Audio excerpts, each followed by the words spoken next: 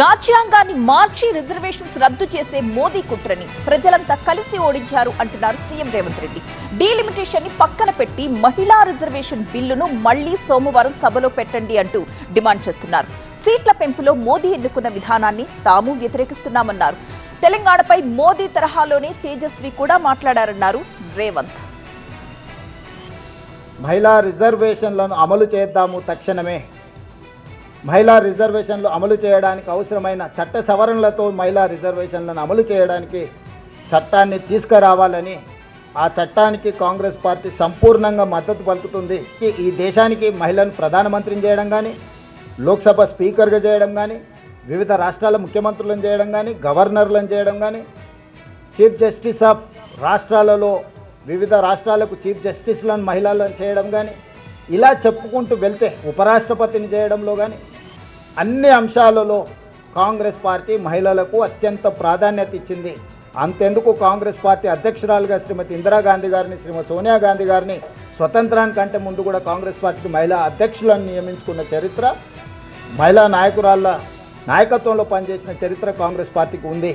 రాజ్యాంగాన్ని సవరించడం ద్వారా, రాజ్యాంగాన్ని మార్చి రిజర్వేషన్లు రద్దు చేయాలనే కుట్ర ఏదైతే మోడీ గారు చేస్తున్నారో దానికి మాత్రమే వ్యతిరేకము.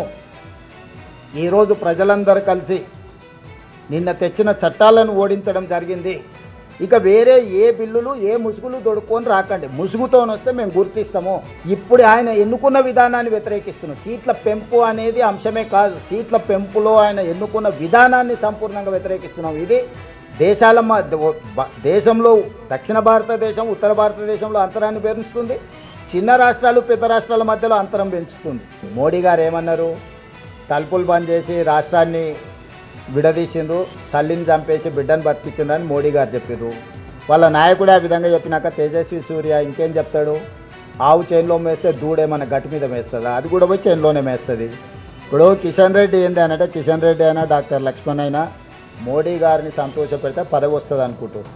ప్రజలు లేకపోయినా పర్వాలేదు అనుకుంటుంది. పోనీ కిషన్ రెడ్డి గారు ఏం చెప్తారో, దక్షిణ భారతదేశానికి తెలంగాణకు నష్టం జరగకుంటే కిషన్ రెడ్డిని చెప్పమనుండ్రి. నేను చెప్పిన దాన్ని విమర్శించడం కాదు, ప్రత్యామ్నాయం ఎందుకు కిషన్ రెడ్డి గారిని చెప్పమనుండ్రి. మోడీ గారి భజన చేస్తే పదవి వస్తుంది సరే, కానీ ఆడ నువ్వు గెలవాలి కదా. నీ నెంబర్ అవసరం ఉంటేనే కదా మోడీ గారు నీకు ఇచ్చేది, లేకపోతే నీకు బంట్రోజు ఉద్యోగం కూడా ఇయ్యాడు కదా. అది కిషన్ రెడ్డి గారు గుర్తించాలి కదా.